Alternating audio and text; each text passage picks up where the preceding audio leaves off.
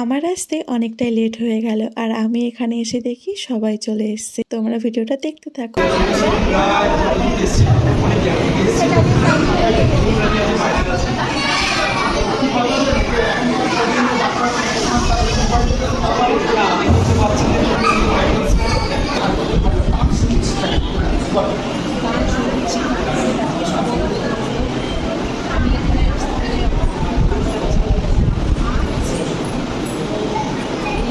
কেন্দ্রের আরও যাতে করে এবং আগামী দিনে এই নাম যাতে আরও চারদিকে ছড়িয়ে পড়ে সেই কামনাই করি।